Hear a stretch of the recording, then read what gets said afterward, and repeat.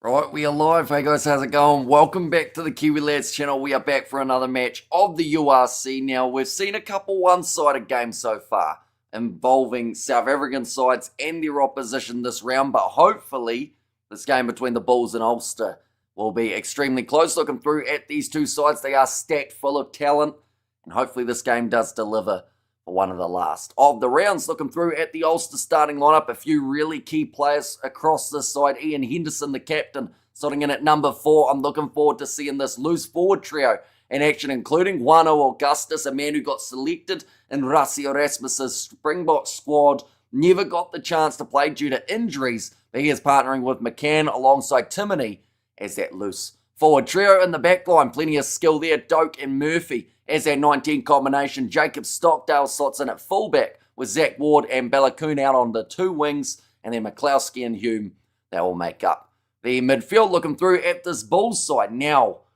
this is a monumental day for this Bulls team because they have got a return in their number 10 jersey. Andre Pollard, for the first time in a long time, will get to run out onto the field as a Bulls member of the squad. He has had many minutes all around the world. He has played in England for the Leicester Tigers. He has played in France. But now he is back with the Bulls and he partners with Zach Berger as that 9 and 10 combination. Moody, he returns into the side as the number 13. So another Springbok in the starting team alongside Marco van Staden, who is there at 6. Sebastian de Klerk, Stravino Jacobs, and also Devon Williams will be that number 15. And then Gumedi Rudolph, he was one of the standouts in the Carling Curry Cup for the Blue Bulls. And like I mentioned, Van Staden, he is there as well. Kobus Vesa, he partners with Van Rensburg in the locking duo. And then Gerhard Stennekamp, Johan Robelaar, and Wilco Low will be the front rowers. Here off the bench, still plenty of talent for both of these sides, including some more Springboks. Jan-Hendrik Wessels sitting in as the 19 for the Bulls with Willie LaRue as the number 23. Off the bench for this Ulster side, they have got Stuart O'Sullivan and Wilson as the front row replacements. Raffles there too. And then also McKee, Postlewaite, and Flannery as the number 22. But we are only sitting, I would say, about maybe 7 minutes away from the start of this contest. Like I said, so far we've covered 2 games on the channel for today. One was Benetton versus the Lions. That one was one-sided in favour of the Benetton side. Then we watched just before Leinster versus the Sharks. That one was one-sided in favour of Leinster. So I'm really hoping that this game, the Bulls, they come in as favourites. Ulster, they have started their season pretty well. So this could be a close game between these two sides. We have got the What's Up Guys podcast that said, hey, welcome in. Hope you're doing extremely well. Can Samoa qualify for the World Cup? They can, but they have to go through the repechage. So that will involve the winner of the Paraguay versus Brazil 2-match series, and then also Namibia and Belgium. So some pretty good sides that only, sadly, one of them will be able to make their way through. Go the Bulls, make it 2 from 4 for us. Polly looking good in the blue. Says Sakabula there. And I hope it's a good crowd tuned in. That other lot of Sharks game were a miserable bunch. Well, it's probably pretty easy to be miserable when your side's losing by about 30 points, isn't it? And we have got their winners, it says King Zion. So Paraguay versus Brazil, I believe that's actually happening just about now, or perhaps it has already happened for that match. They will have another rematch next week. And then I believe it's only a couple weeks after that that the repechage will be taking place. But yeah, it's an interesting one.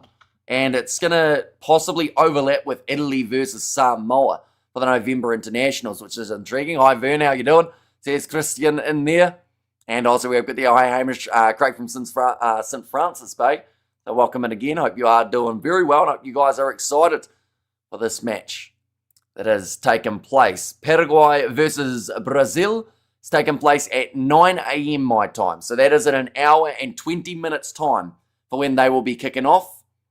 So after that, of course, we'll kind of see roughly who's sitting where. We have got their win or lose for the Bulls. Says Colin there.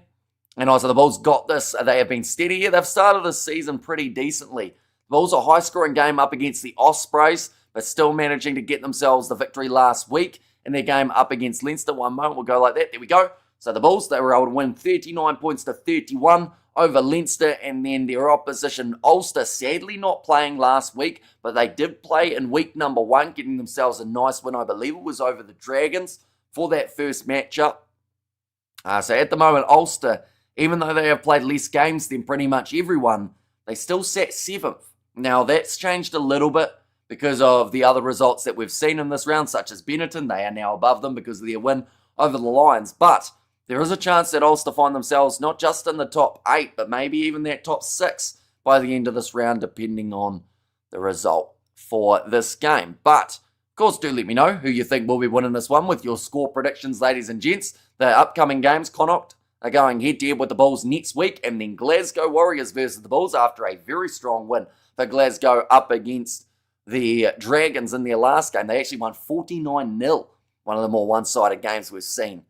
And the URC in the upcoming matches for Ulster, they have got the Sharks next week. That is going to be in South Africa. And then also they have got the Lions in another match. So plenty happening in this URC competition. How long till kickoff? About 4 minutes or so. So it's just about to make their way out onto the field, and then we will be ready to go for this matchup. We have got there, let's do this, Bulls. Come on, says Alter. And dunk easy, Bulls, says Colin. And there as well. And let's go the Bulls. And we have got there 24 points to 18. It's the score prediction. So going pretty close in that regard then. And then there is also another game taking place in this URC competition at the exact same time as this one. That will be Cardiff versus Connacht. That is also expected to be a relatively close game. We'll be providing updates for that game on this one as well. But also, do let me know who you think will be the first try scorer in this game. I think Wana Augustus has got a pretty decent shot. He is going to be, of course, on the side of Ulster for this match, but he's just such a tank. He did it time and time again for the Northampton Saints, so I would not be surprised if he can do it here for Ulster too. Gumedi, possibly a decent shout. He was able to score himself a try in the last game for the Bulls. Bulls 21-0 up against Ulster. Okay, so you're going one-sided and nothing on the board for the Ulstermen in this contest. I'd be pretty surprised if either of these sides finish this game with less than 10. I'll be honest. I think they both have enough try-scoring ability, and also just from the amount of points that they've been able to score throughout their first games. Like Ulster sitting with a pretty good points differential, and they've only played the one due to that postponement of their last match. Okay, there, hello Hamish, and everyone, again, all you rugby rockers tuning in, says Ruth. But yeah, hopefully you guys are all doing extremely well and you're excited for the third match in a row of the URC. Next week, I believe there will be 4 matches in a row. We have got a new channel member, Theodore. Thank you very much. You are now officially a Kiwi Lads member. You have got access to those emojis that you see every once in a while in the chat, including the one from Ruth just beforehand. Johan Robela, first try, hopefully, or any other Bulls player, hopefully, says Colin there. Okay, so if it's Johan Robela, is that off a rolling maul for yourself? Or is it just in general play for Robela? I'm looking forward to seeing Jandre Rudolph in that number 8 jersey. He is just an absolute beast of an individual. He was brilliant throughout the Carling Curry Cup. We wanted to throw his weight around, but this midfield combination, it's got a little bit of something about it. Harold Foster alongside Kanan Moody. Hey, from South Africa, Ruth, says Colin, and it's not much of a surprise for Leinster beating the Sharks. Leinster is a different beast at home, says Amorne. And yeah, the Sharks lost by about that same margin that they normally would lose by up against Leinster in Ireland as well. Some last minute refreshments for the two sides before we do get underway for this matchup. These are the upcoming games as well for these two sides. For the Bulls next week, they are up against Connacht away from home. And then in this case for Leinster, for Ulster I should say, they are up against the Sharks and South Africa. But the Bulls, they are wearing the white strip with the blue trim. But there is the man of the hour, the man that everyone has been keeping an eye on, Handré Pollard. He hasn't been getting a huge amount of minutes for the Springboks as of late. Kanan Moody also in this team alongside Marco van Staden, Jan-Hendrik Wessels, Willie LaRue. Plenty of Springboks across the board for this Bulls team. We have their good stuff, Roof. And also we have their Bulls to win 28 points to 17, says Johannes.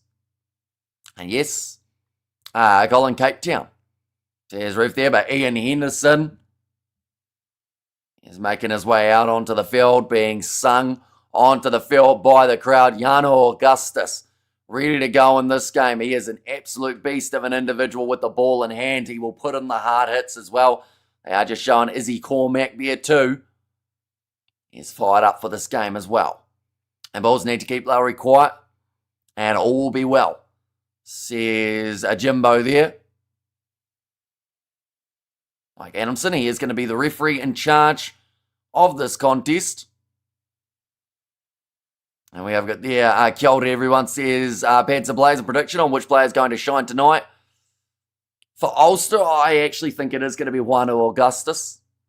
And if I had to pick a player for the Bulls, I think it's going to be someone that people wouldn't expect. But then who is that in this scenario? I'm going to go with Gumedi and that loose forward trio. But it is about to be kicked off for this contest. Ulster versus the Bulls. Ulster, they are going to be kicking from right to left to get us underway. Hopefully any Bulls Lilia, says Sakabola. And kia ora everyone, says Pads Blaze. Hope you're doing extremely well. This match just now getting underway. See, the obvious answer is someone like a Pollard or a Kanan Moody, though. If you're looking through it, who's going to be the danger man for this Bulls side. But anything can happen. That's the beauty of this URC competition. Everyone can have their big moments. I think the Bulls will come up a gear and roll over Ulster, says Jimbo. And I Hamish all says Wild Lobster in there as well. I hope you're doing very well. And the Bulls has a better chance beating Ulster, and by 10 points. What is your prediction? I think it's going to be closer. I think less than 7 separating these two sides. And we'll mention at the moment for us here on URC TV here in New Zealand, it's a black screen. So hopefully that will sort itself out in the very near future. The game has just kicked off. We did get to see half a second of the kick from Ulster. And that's about as far as we've gotten here in New Zealand at the moment. With a little bit of luck and holding the fingers crossed and whatnot. Hopefully it's going to fire up. We have got their Bulls by 3 tries, says Jimbo. Expect your opposite team and just bring the pressure. Says Yako, and how are you, Amy? I'm doing very well, thank you. Honeycomb, Stincomb, Chrobala. Sadly, no honeycomb as of yet. Oh, well, that was quick. Says the What's Up Guys podcast. Yeah, currently, it's black screen for us on URC TV here in New Zealand. That is not ideal. It tells us very little about what is happening in the contest. And hopefully, it is not going to be the trend of this home game. I assume that this is one of those matches that has got a lot of eyeballs on it. And maybe that is why they are having a couple technical difficulties. Wait, what? Says the What's Up Guys podcast. Go the Bulls. Says William there as well. And also we have got their pads again. Nice to see you. I will try it again. I've refreshed the page 3 times for URC TV. It's still a black screen at this stage. We are going to miss Wilco next season, says Sakabola. Yeah, I mean, Wilco Lowe just had such a massive impact into the front row of this Bulls team. Always going to be scrummaging hard and creating some sort of opportunity early in New Zealand. Get a new TV. It's not on a TV. Oh no, it's in now. 2.5 minutes into the contest, ladies and gents, and it's finally kicked in here in New Zealand. But the possession was on the side of Ulster. And they are now going to be in the corner, the Bulls, looking for some sort of rolling maul chance with Johan Robela. That was not ideal. I don't know whether or not that was my Wi-Fi or just URC TV in general for us here in New Zealand. But Andre Pollard, a very good kick towards the corner. And now rolling maul here for the Bulls. In the hands of Johan Robela. Not really going too far forward at the moment. So Zach Berger had to try and get it out of there, and Ulster have kept it there. And it will now be the scrum for Ulster. And the Bulls must not lose focus. Happy days. The best commentator in the business, says Yako. And also, here we go, says the What's Up Guys podcast. The maul was messy. And yeah, it was initially starting to move a little bit. But then from there, it just kind of stopped. And Billy LaRue, the general, yeah, he will be making his way off of the bench later on in this match. But a missed opportunity early here for the Bulls, going aggressive. Didn't end up getting them the points. Now, we do know that Andre Pollard's got a huge amount of kicking ability, no matter where they are on the field. So to not go to him early, it just shows, you know, that little bit of extra intent. Hello, Hamish, and hello all. Says Regan, welcome in. Hope you're doing extremely well. You're excited for this matchup that has just Getting underway. 4 minutes already through this contest, and it looks like there's a bit of a communication here going on between Mike Adamson and the front rows. And still no score. What's going on, Bulls? To be fair, they could have had 3 points, but they turned it down. They decided instead to go towards that corner. And yeah, you could say now, of course, that it has happened. It was the wrong choice. But at the same time, it's worth a risk, I think, at this stage of the match. Great, thanks, Hamish and you, sir. I'm doing very well. We're up to the third match of the day. Nathan Doak about to put this ball in for Ulster, 5 metres out from their try line. Big push from the Bulls, but it comes out the back. Here comes one of Augustus. We're in their headgear, and a good tackle made by Andre Pollard to be able to drag him down. Even though the 3 points would have been better. Says What's Up Guys podcast. Although, to be fair, if they had got that rolling ball right, they could have found themselves with the early 7. Nice take under the high ball for the Bulls round the halfway line. Firing it back across to the right now with Sebastian de Klerk. Tackled low round the halfway line. Would have been by David McCann. Please keep us updated with the other URC games. So that match is Connacht versus Cardiff. I don't believe anyone would have scored as of yet, but we can have a quick look just to make sure. At the moment in that game, it is also 0-0. Cross kick attempted. Going back into the hands of Ulster again. This time in the hands of Jacob Stockdale. 40 metres out from their own line here. Ulster getting in the breakdown. Gumedi wanted the steal, but the penalty goes against the Bulls for not rolling away. Love your commentary from St. Francis Bay. And come on, Ulster, interesting to listen to commentary from the opposition point of view. Says Kyle there. From the opposition point of view. So which team am I supposed to be going for in that case? Hey, what's up, gang? Says Xander there. And Pollard on target, says Ruth. Now ready to fire this one in. With the line-out throw for Rob Hearing. Only pretty handy with those line-outs. A high accuracy last year. And the URC, 6.5 minutes already gone in this match. It will fly by, definitely, when these two sides are being so competitive. In the early stages, nicely taken at the front by Izzy Cormack. And back across to the right-hand side. And a big driving tackle there from the Bulls off to the right-hand side, though, for Ulster. They've got numbers. Doak. We all know you're South African, Hamish. Says Yamo, and you're a commentator, you're supposed to support all the teams. Says What's Up Guys podcast. Now back across to the left-hand side. Ulster have a stacked team, though, to be fair to them. It was pretty easy to want to see them do well. Nice pass on the outside, going with the lobby one over the top. To the hands of, I believe it was, Jack Murphy. Now nice passing on the inside. Gumedi back there to be able to clean up for the Bulls. We have there, I assume, Bulls, but maybe you aren't Southern Hemisphere biased.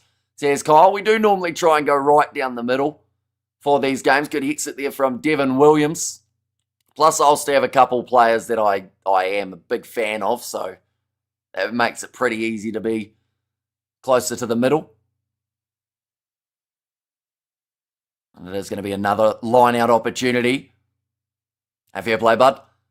Says Kyle, but yeah, massive breaking run down the wing initially from David McCann. And now Ulster back in the position again. They had a great first match. Sadly postponed in their second game, but that will be made up at some point. And have a bit of a late dash for that top 8. Rob Hearing hanging on to this ball. Nathan Doak going to the right-hand side again. About 35 metres from the line. Andre Pollard making another tackle in Bulls colours. This contest, Timony. Set up again, Doak. A little bit of pressure on him in the breakdown, but they will look to the short side, finding Cormac as a Chukwu. And yes, William says Regan, and Bulls all the way, says William. 40 metres out at the moment. Johan Robelam, another tackle made. Nathan Doak, little chipping behind. Chasing after this one was McCloskey, unable to take it cleanly. Zach Berger wins the aerial challenge, and it is on the side of the Bulls. Now Rola has to play half. Andre Pollard, huge sling and pass out wide, but the ball dropped by the Bulls. So it will be now chance here for Ulster, about 25 metres out from the line, but that pass from Pollard seemed to take about 5 seconds to land there. The chip in behind initially didn't look too bad. And yeah, just drop ball from Stravino Jacobs out wide. Half a chance for Robert Balakoon, but didn't quite bring it in. How's it going, says Xander? And we must look after our handsome commentator. Says Badger, what happened to the Sharks? They struggled big time up against Leinster. Unfortunately, they never really found their early rhythm. And yeah, like as soon as you go down by 2 tries in the URC, I say it time and time again, you're pretty much done. Unless you manage to find yourself, you know, that nice little boost somewhere along the lines where you start that comeback and slowly build. It's just quite tough. That pass was 35 metres. He's a beast, said Jimbo. And somebody scored Burger. Well, I hope they do a press conference. Says, what's up, guys? The ball's come out the back now. Nicely taken by Juano Augustus. Picking and going to the left-hand side, but another knock on from Ulster. And Ackers won't play Jacobs. He has no hands, says Eric. It's probably quite hard to catch the ball, I would think, but it is going to be another scrum feed. Already Pollard drenched in sweat here. Going to be a high-tempo type of performance. We haven't really seen enough of the Bulls on attack to know what type of tactic Pollard is coming into this game with. Whether or not it is going to be a little bit more of a kicking-sided type of idea, or whether we are going to see that attacking style that we've seen the Springboks incorporate. In recent times, I saw that Namibia beat South Africa in the T20 match. There's bad, so that is a massive result for the Namibians. You also got to see one of the Namibians in action for the Bunnings NPC today. I've forgotten his name now. Milan, I think, was his last name. He's actually the Namibian guy who got his leg snapped in half in the World Cup game. But he's actually now playing in the NPC. That's another drop ball there. Little knock on from Doak at the back of the scrum. It means that now the Bulls can really try and cement themselves. They've got Gerhard Stennekamp.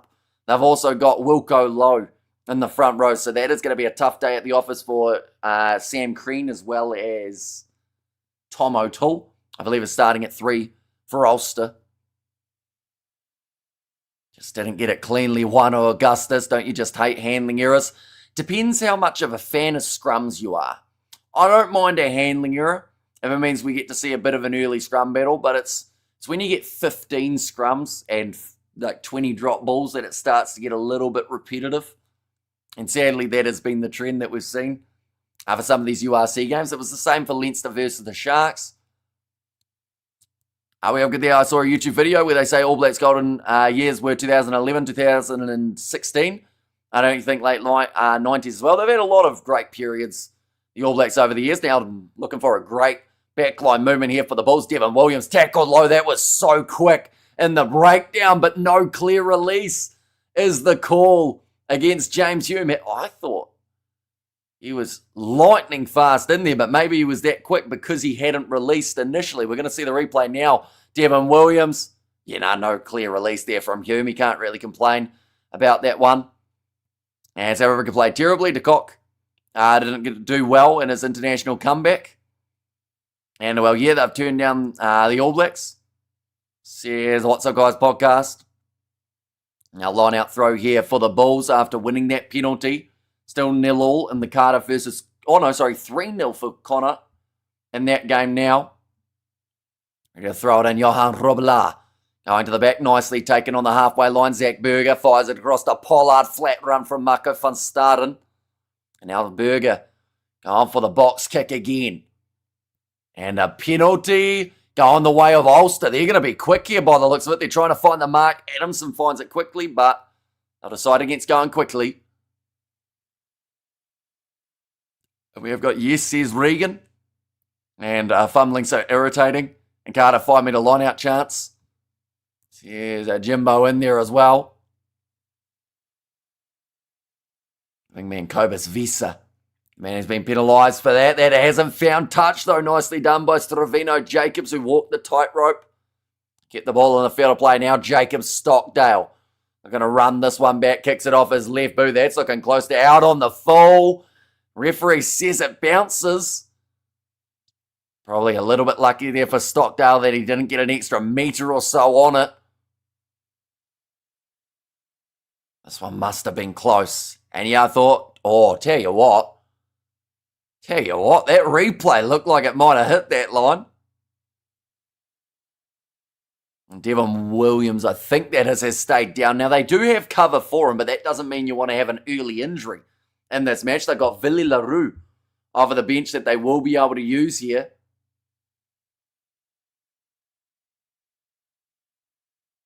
We have got there Lilia Quinton de Kock.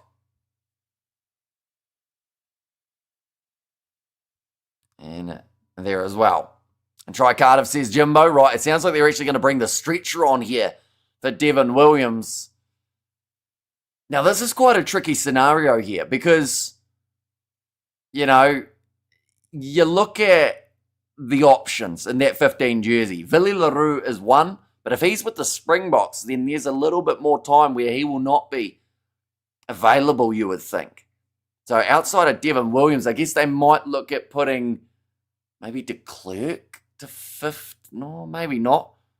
Who would they go with? Outside of the fact, like, when they haven't got Willie LaRue, who would be that fullback that the Bulls will look at if Devon Williams is seriously injured? Why are we so quiet now? Because of the stoppage. Currently 14 minutes through. Devon Williams getting a clap from the Ulster crowd. Nice show of respect there from the fans. Cardiff 7 points to 3. And the Roman is steel. So there's Ruth in there as well. He does look like he's in quite a bit of discomfort at the moment. Devon Williams, he gives a little thumbs up to his teammate, but that doesn't necessarily mean that he's good. It's just more so that he's not absolutely terrible in that scenario. But Willie LaRue already onto the field, so starting 15 at times for the Springboks. Same can be said about Andre Pollard in that 10 jersey. Kanan Moody out there too. This is a strong-looking Bulls backline. Did Pollard not get offended? Or did he get, offered another contract? Did he want to come back to the Bulls on his own? Always wondered how overseas teams rated him. I think he was keen to come back to South Africa for a season. I assume that there would have been offers there, but I think he had his mind set on the Bulls for a little bit of time. And now, Bulls lose. Oh, Ian Henderson was told to get out of it due to being offside, but he decided to kick it anyway. He's actually been yelled at by his teammate. Did feel like maybe he had the better chance. Sometimes I feel like the players getting injured are the enemy's plan to win. So what, you're saying that the opposition are injuring them on purpose? Or you're saying that like they're hoping for injuries so that they have that man advantage off the bench? I assume that's what you're potentially saying there.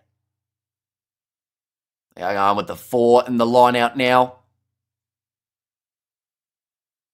That's here for the Bulls.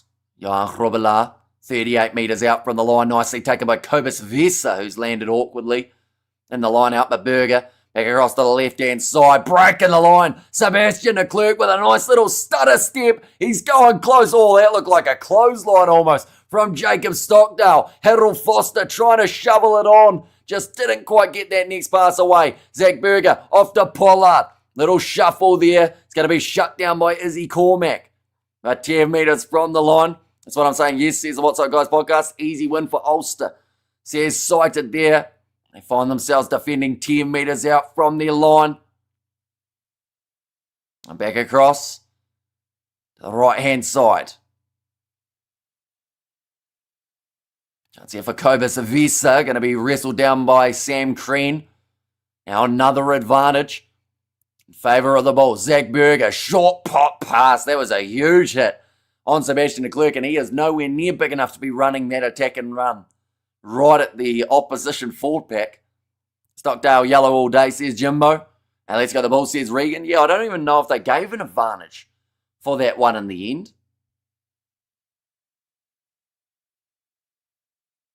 Seemed to be that they actually just kind of said play on and then a different advantage for the Bulls there. And old Bumfa says, What's Up Guys podcast looks like they're going to call for the scrum here, the Bulls. Showing intent from the get-go. They have now turned down 2 lots of 3 points.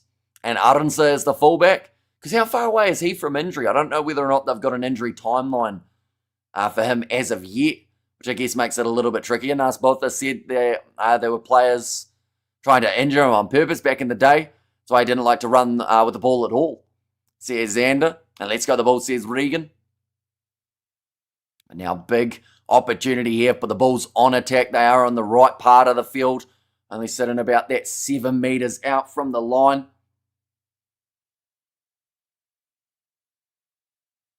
Rob Herring to get the contract extension by the sounds of it for this year, but they're not sure what's going to happen after that. 14 minutes through, though. This is where we're really going to get to see that Bulls scrum push. Wilco Low, Gerhard Stennekamp just joined. Hope you never miss me too much. Says on the right. Well, it is great to see you once again. You are definitely going to be enjoying this big push. Oh, no, advantage going the way of the Bulls. Zach Berger popping it off across. And they're going to go back for another penalty. Penalty try, says Regan. And how did the Bulls not score there? What was Harold thinking, says Eric. On the right, welcome, says Xander Wright. Says Xander. And the Bulls kits gives me Argentina vibes. Yeah, they kind of got that blue trim of the light blue. And then also the white. Of course, the more prominent part of the kit. Billy LaRue just having a bit of a conversation with Andre Pollard. That type of statement or sentence normally you wouldn't be able to say outside of international rugby. But now we get to see it week in, week out for this Bulls team. Saying height was the problem there for the scrum. Tom O'Toole just a little bit too extended there. Now rolling, more chance for the Bulls once again. Just out from Ulster's line. They've had quite a bit of the attack already here, the Bulls, throughout this first half, but they would love nothing more than to be able to finish it off, get themselves the 7 points, as they've already turned down now 9 points in total throughout this half. So you can't really afford to do too many. Oh. Okay, they are just going to be checking here for a knock on. To say the coverage at the moment has been so glitchy for this matchup, unfortunately. All right, I should get ready for golf. Take care, everyone. Here's Padza. At the moment, we've got Mike Adamson making a funny face, and it's frozen. I couldn't see a grounding there. Looks held up. See it's sighted. They are just going to be checking this one again to make sure it was not down. Looks like heavily involved there. The Bulls pack. Oh, that ball might be just knocked down short of the line by the looks of that. Looks like it came loose at some point. Yeah, that's a knock on. I don't think there's any hands on that ball whatsoever. So it should be a no try for the Bulls. It does look well and truly dropped. I think they're just checking to see whether or not there's any sort of Ulster player getting involved in that and causing it to be the knock on. But doesn't look like it is the case. It is just going to be the knock on, no try, and that is now more points that the Bulls have been unable to score. Sloppy Bulls, 2 tries missed already. There's Eric. So yeah, knock on and more points that they have turned down in this match. Mr. Kiwi, your ability to keep going amazing. Says Petrus. Yeah, we are on our 3rd URC match of the day. Already 21 minutes through. I think because the URC seems to absolutely fly by, it does make it a lot easier.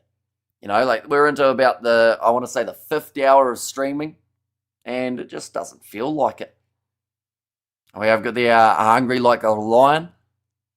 Now goal line drop out here for Ulster. They've decided to just go as deep as they can. It is down to the halfway line. Finds Yandre Rudolph. Here comes the big man, and he is smashed in the tackle by Juano Augustus. 2 South Africans hitting into each other there. Little step from Kane and Moody. Tackled low by Herring. Zach Berger back across. Good hands from Stennekamp. Now quickly passed on from Andre Pollard. Gives the ball away though. And kicked downfield from Doak. Chance here for the chase of Ulster. Shoulder to shoulder. And McCloskey scores the try for Ulster. Mistake from Pollard. Leads to the first try for Ulster of this match. And while that's a try, says cited. And I, Mr. URC man, HNBC or any Kiwi games, says Kiwi Rob. Hello, Kiwi Rob, who complains about absolutely everything. Hope you're doing well. We have got there, come on 3rd time, Lucky Bulls. Listening to you from Clarence, says Michael there. Oh, it was Villy LaRue, in fact. My apologies, wasn't Pollard, it was Villy who did make that mistake. Marco van Staden trying to get back there. And then McCloskey, they're just working out whether or not there is downwards pressure there. And also, darn it, says Sakabula, Mr. Kiwi, you are non-stop, 100k.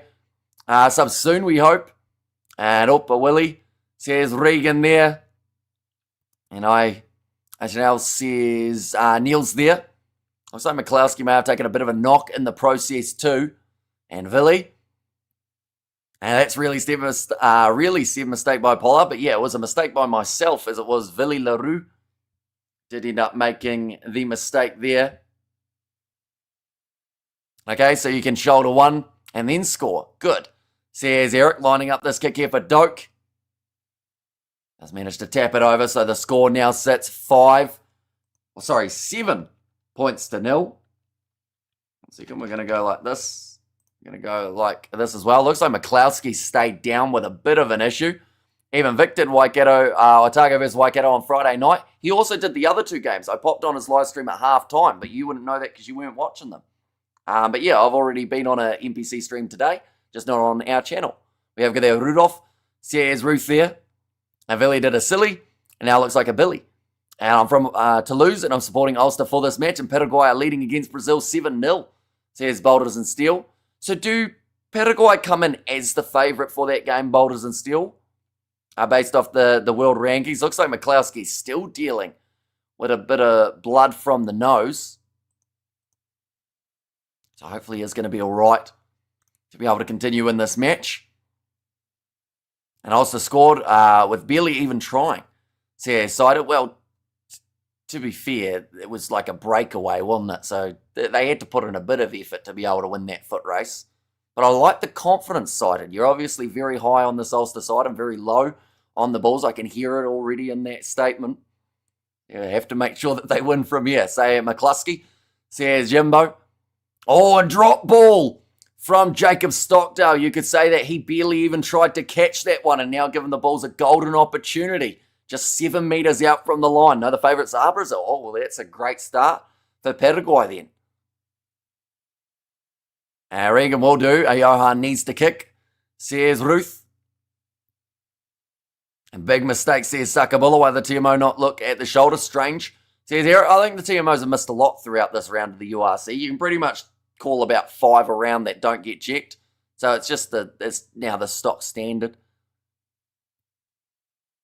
Yeah, I don't know why. It's probably out of spite, I guess. I'll go with it for now, says Cited. Stockdale, you muppet, says Jimbo. 1 second, we'll go like this. And like that as well. Penalty advantage. Now for the Bulls, looping around. Villy LaRue running straight sideways. He's popped it on the inside to Sebastian. A clear miss tackle from Stockdale. Puts them only 3 metres out from the line. Zach Berger, he's going to go himself. Gets very close to the line and knocks it on after slapping into the ground hard. Great scrum there. Sakabula and Villy LaRue come on. Score in that other match is still 7 points to 3, I see. Between Cardiff and Connacht. Just the 1 try for Bowen at this stage. Zach Berger just getting slung around. Slammed into the turf. Looks like they are going to go to the scrum again, seeing as they did already have that penalty advantage, so it is not all lost. And Villy LaRue is on fire today. Says the What's Up Guys podcast. Yeah, with the exception of the pass that he threw that led to Ulster's try, he's been looking relatively handy out there. The pick and drive, says Eric. I think they like the scrum. So they're going to try and get that closer. But yeah, I think pick and go could be the way to go. And morning, Hamish and everyone. Welcome in. And Bulls are eating dust. Didn't I say I was going to go get ready for golf? You did, but you are still here. I do see, and Cardiff have the upper hand, but not scoring, says Jimbo. Now rolling this ball in, the scrum a lot more competitive. Bulls have been told to use the same door. Interesting, they're actually going to let that one play. I don't think Adamson was able to see it, seeing as he was on the far side. Normally that would be a scrum reset. And now, Mako van Staden gives it off to Kobus Visa. Going to struggle to roll out of there. Should be the penalty to the Bulls, and it is. Oh, Yandre Rudolph trying to steal that ball from Ian Henderson, who throws that one away. The man was not letting them take that one quickly, that is for sure. We have got the Ulster finished off well. Says Roof. Yeah, they're having a very solid game in round number 1. Sadly, didn't get to play in round number 2, so you could argue that they are fresher for this game than some of the other sides. Stockdale had a moment, says Roof. And this is energy sapping, says Side. Yeah, it's been played at a fast tempo for these two sides. And these repeat infringements from Ulster, you would think soon will lead to at least a warning, if not maybe even a card. Could be on the cards in the very near future for this Ulster side. Now, ready for another scrum. Anyone got some risky looking bets on this game? I did see that Ulster came in as underdogs for this game, and I know that some people were looking at backing them from a couple streams ago. Anyone got some? Oh no, I read that one. And Villy and Cheslin are our own goal specialists, says Rugby Guru. And how many scrum penalties refs, says Eric? Normally sides get about 3 or 4 before that warning comes in. It also depends on what the penalties are for, though. Sometimes they can be for slightly different things. Cardiff Butcher 2-on-1 for a run-in. Now scrum ready to go again. Wilco low. It's been causing all sorts of problems here for Sam Crean in the early stages. And also, I mean, Gerhard Stennekamp normally wins that scrummaging battle. He's against Tom O'Toole. I do that now so I don't forget. And Ulster were very poor last year, so it explains being underdogs, says Kyle. And yeah, I think because the Bulls are 2 wins from 2, that also did put them in favour. That was offside by Henderson, but now another free kick going the way of the Bulls, just a couple metres short from the try line. There's going to be the penalty advantage again. And that is advantage for offside this time. Getting close to the line for Marco van Staden. Just rolled onto his side. So unable to get the grounding. Here comes Wilco. Low, thought about crawling forward, but decides against it. Johan Grobbelaar. It's dropped again by Gumedi this time. Okay, now that seems like maybe the warning is coming in, but it's every time they get close, they just drop it. At this stage, the Bulls, that's about the 4th time that they have blown a try-scoring opportunity. We have got there, that was offside by Henderson. Says Jumbo, Hamish, is there any rule you would love to change after watching so many games? I would like to change the rule that there are so many rules, because I feel like no one actually knows them that well. The referees, there's too much interpretation that can come into it because the law book is 57,000 pages long. So if they went back to basics, they'd probably attract new viewers to the game as well, rather than just the ones who have already been watching. Because trying to explain some of the rugby laws to other players or other people watching who haven't watched before, you got no show. But now Johan Grobbelaar sitting only a couple metres out from the line now with Kobus Visa. Also the yellow card against Ulster, so playing with a man disadvantage for the next little while. Thought about reaching out there again for Johan Grobbelaar. Marco van Staden. Looks like a pick and go could be on the cards for that man. He will be just short again. Gumedi. He thought about going, but he'll leave it for Zach Berger. Actually ended up almost kicking it away. Wilco lows over and scores the try for the Bulls to get them back in. Whereas the penalty try, says Nils, you don't normally get a penalty try for a stopping of a scrum unless you're pretty much driving over and they like kick it away or something like that. I think they're just going to check to see if there's a knock on from Zach Berger. The crowd have seen it on the big screen. They're not happy about it. You'll see the name Caleb Tungital on the All Blacks team tomorrow, says Highlanders fan. And finally the Bulls, says Sakabola. And go the Bullies, says Jimbo. The crowd have made a little bit of noise, though. They're hoping that they'll check that. Sounds like the TMO has checked it and he has cleared it. Crowd are not happy. Let's go the Bulls, says Lilia B. And the referee should wear fishnets and make it interesting. Munster, a bunch of, not sure what that word is, so we're not going to read it. We're going to watch Pollard, though, kick this one over, making the score now 7 points each. And also 7-7 in the game between Paraguay and Brazil. With 12 minutes gone, says Boulders and Steel. A good finish there from Wilco Low. I do normally check the odds just to see how these sides are sitting, and I do know for Wilco Low to score a try, he was paying $14 per dollar for that man, so he was not expected to get over the line today. He's gone and got himself the early try in this contest. Otago got lucky, and Bay of Plenty and Hawke's Bay were too good. So here's Kiwi Rob. And also, Hamish, thanks, Hamish. How many new people do you think we will see in the 36-man squad? Because of injuries, I think there's a chance we could see maybe 3 or 4. Oh, hang on. Are we actually checking this now after the conversion and now that we're at halfway? One of the commentators has said there's about 2 knock-ons in there, but it is going to be all right, and it is going to be play on. Yandre Rudolph charging up to the 22-metre line, almost breaking through, but a good low tackle made by David McCann. Now rolling this one back again to the hands of Zach Berger. A no knock-on, it's a foot, says Jimbo, slapping it back there for Trevino Jacobs, but it's gone into the hands of Jano Augustus. And low, says Roof there. I wouldn't say Hawks was too good, but just better. Says Patson now going off to the left-hand side again. Chance out wide for Zach Ward.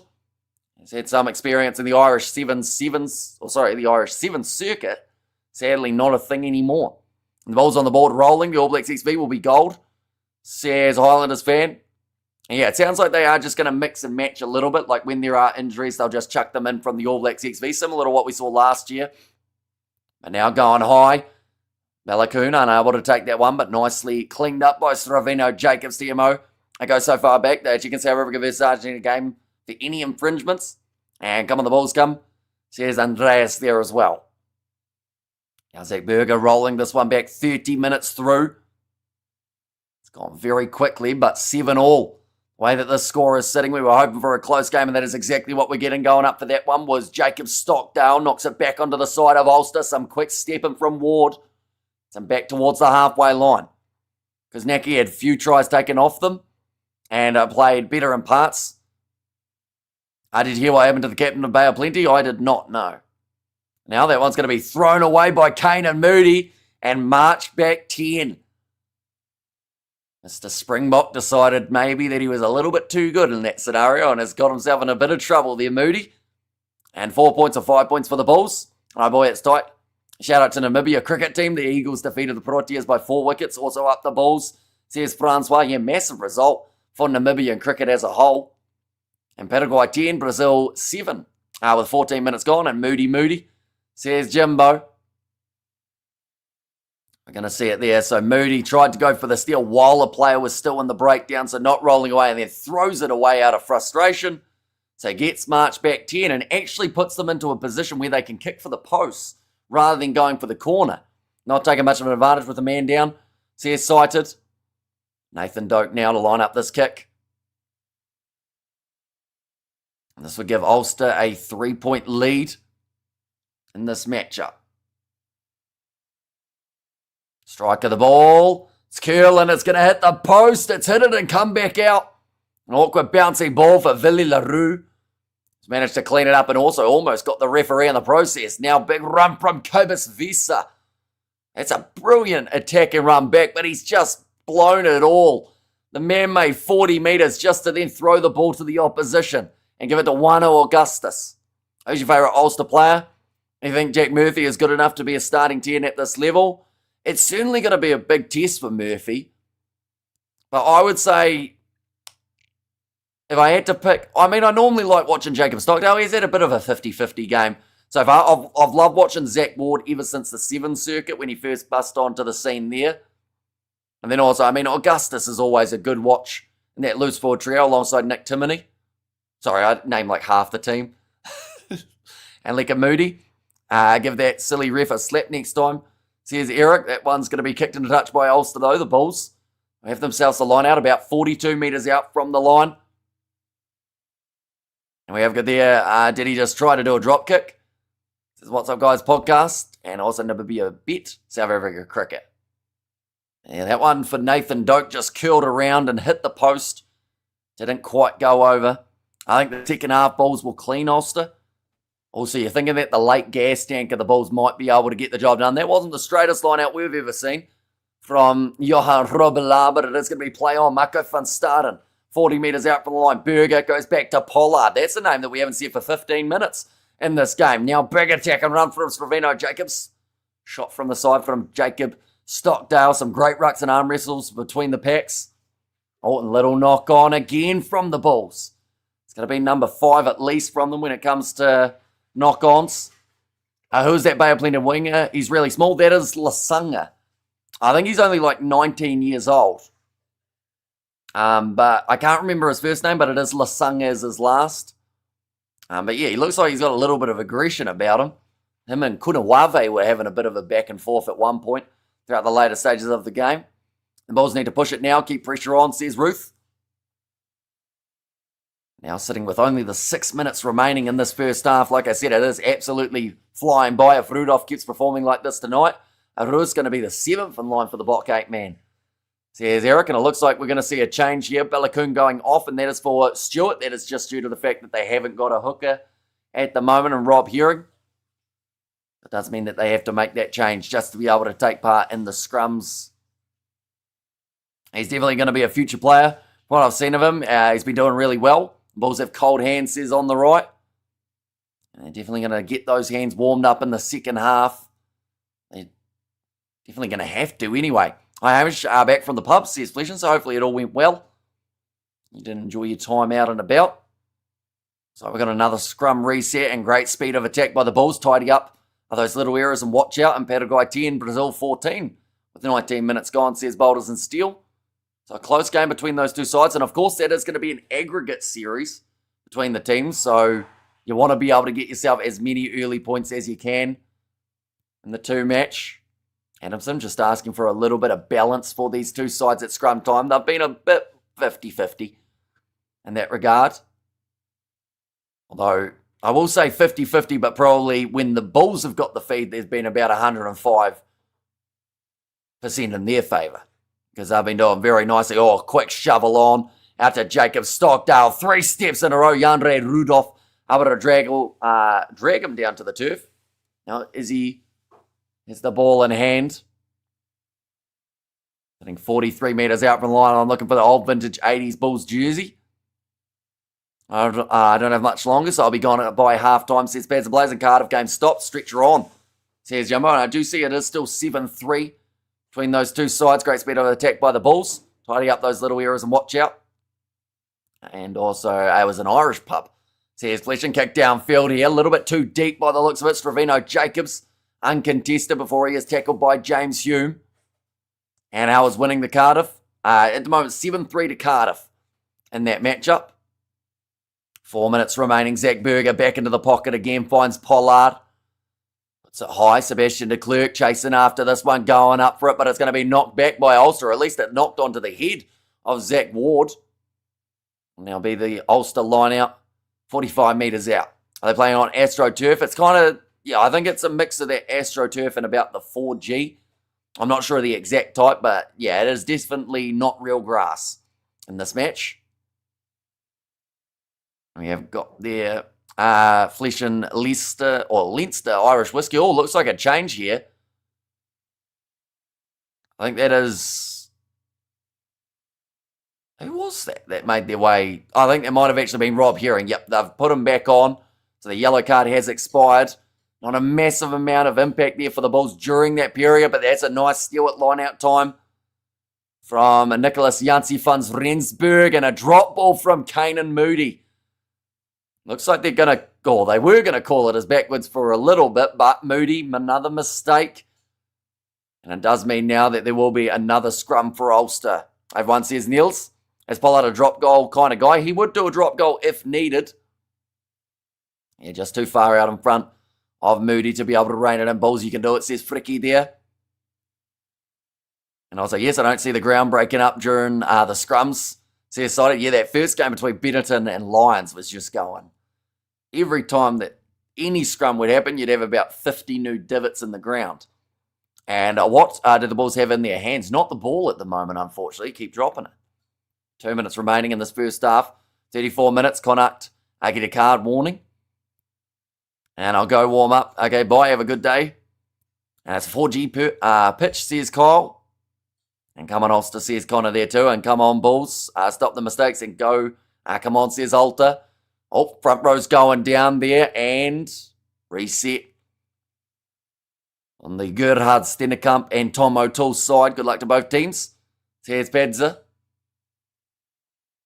And you're 25 seconds ahead of my stream on URC TV. Are you on a different stream? No, I am on URC TV. I've had to refresh about 17 times throughout the first 20 minutes, though, because of it glitching out a little bit. So I might have got lucky and got right to live, perhaps. But if it glitches out again, I'll probably have to reset it again, and then we'll be like 30 seconds behind. This River Saving Ulster scrum against Bulls Monster scrum. So here's Eric.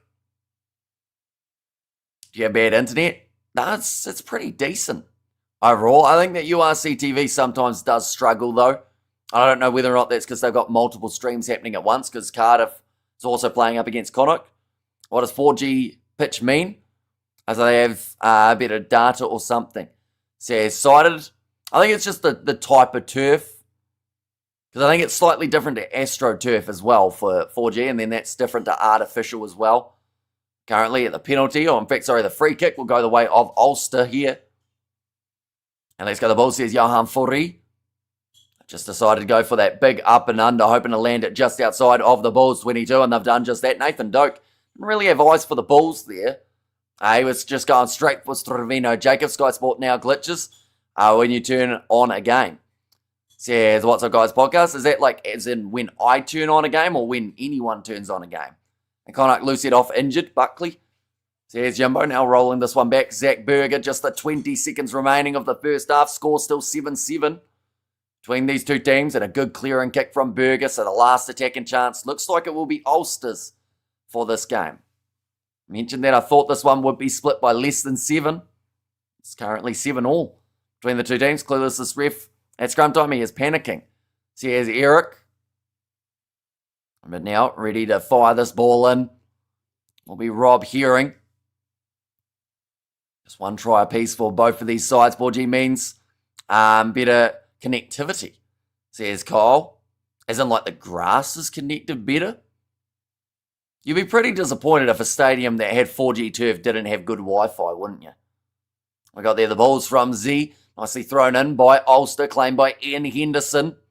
This one looks like a bit of a muddled mess at the moment. Gumedi just making sure that he is legal in that breakdown. Johan Robela going straight through the middle. All but managed to rip it away. A lot of pressure coming in on Ulster. Yandre Rudolph, bit of a counter ruck in straight off the feet from Gumedi, but they're going to win the penalty anyway, the Bulls. Now we have there. Ackerman is a best choice for the Bulls to be the coach. He stays next to me in Pretoria. Says Freaky, so the penalty is going to go the way of the Bulls now. Andre Pollard kicking down towards the sideline with another nice boot. I need a 5G pitch for the good Wi-Fi, says Jimbo. We're going to see it there. Robela going straight through the middle. And then just everyone rushing in. You see there, Yandre Rudolph. Yeah, about 3 players all leaving their feet there for the Bulls, but they did receive the penalty anyway.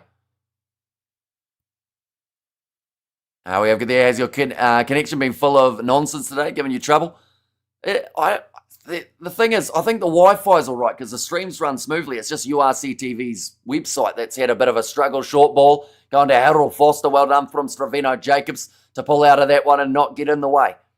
Now picked up by Kane and Moody, who's jogging sideways. Puts the chip straight into the hands of Ulster, who have called for the mark. So another mistake by Moody. And Doak will take the tap, kick it into touch. And that is going to be the end of the first half. 7 points each for these two sides. They have played on a 4G pitch. Munster played on last night. Says Connor. And also we have got there, sorry mate, Brandy doesn't agree with my head. And also I don't do brandy for the headaches. Is that quite a common thing, Brandy, with the headaches? That's for currently halftime in this contest. 7 points per team. It seems like this one could easily still go either way heading into the second half in terms of the current odds. Ulster are still considered as slight underdogs of $2.30 compared to the Bulls $1.57. So that's pretty much where they did sit at the start of this match. As well, we look here, Bulls were $1.40. That actually went to $1.50 before the start of the game. But yeah, very even between these two sides. The next games for the Bulls, they have got Connacht in their next game as well as the Glasgow Warriors. Be another match.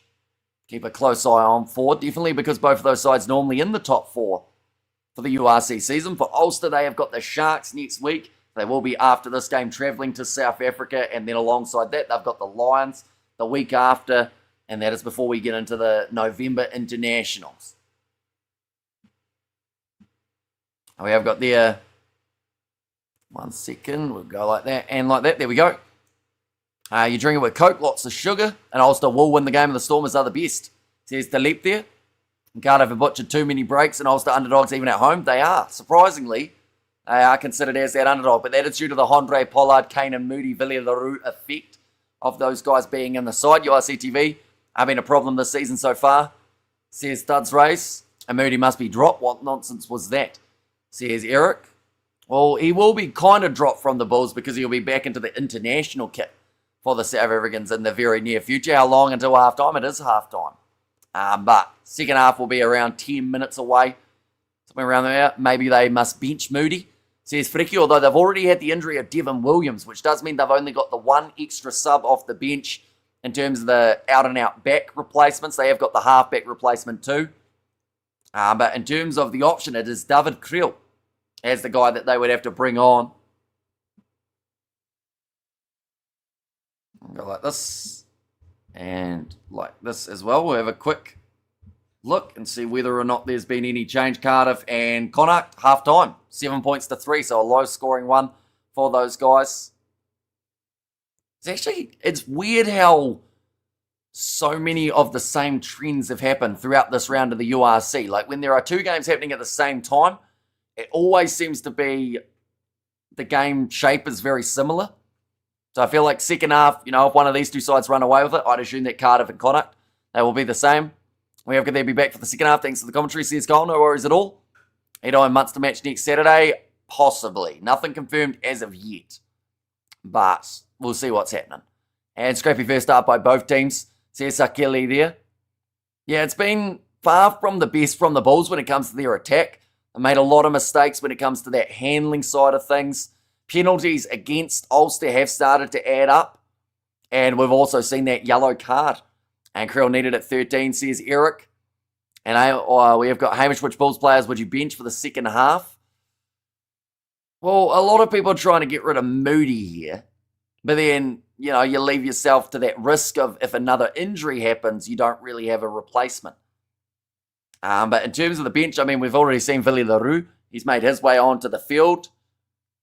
I don't think anyone for the Ulster side are having a terrible game. Yes, there's been a few penalties, but that's going to happen. Jacob Stockdale, he had a couple mistakes, but he's actually built into the game quite nicely as it's worn on. So I don't think there's any drastic changes that need to happen yet. I do think at some point, though, the fact that they've got Jan-Hendrik Wessels and Mornay Smith as the Bulls' scrum replacements, this might end up very similar to what we saw between South Africa and Argentina, which will pretty much be the Bulls will just keep on milking that scrum as much as they can. If they can have 5 to 10 scrums in the second half, they'll probably win 5 to 10 penalties. They'll probably get Ulster 1 or 2 cards, and then they should win the game from just repeatedly just going for that set piece. I think if this game's just played in open play, Ulster will win this. That's my prediction. So it depends on how many scrums we get. If we see a lot of scrums, the Bulls are going to win because Ulster will just run out of players. The whole team is fine. They should just keep their focus and keep communicating. That's all they need to do. And we have got the Brandy hangover as the worst. Can you show us the points table, please? 1 second. This is what it was sitting at the start of this round. So now since then we have seen the wins for Benetton. They have moved into the top 8. We've seen Glasgow get themselves the big win. And they've increased their points differential substantially. So they actually sit in third at the moment in the overall standings. I think those are the two main movers that we have seen so far. Everyone else around this middle patch is currently playing. Leinster have had a big jump up.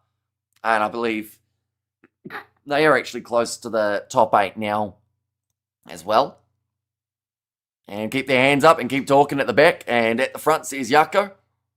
And Zebra at 4. Wow, says Andrew. At least they were. They've probably dropped a little bit now. Take Pollard off, says Johannes. So who are you bringing on for him? David Krill? Or you're going with Paul DeVette out of position. Or maybe you're reshuffling, trying to get Billy LaRue into that 10 jersey. A good or bad idea bringing in the box. They've played in the Rugby Championship games into the URC team so early. It's a risk and reward factor.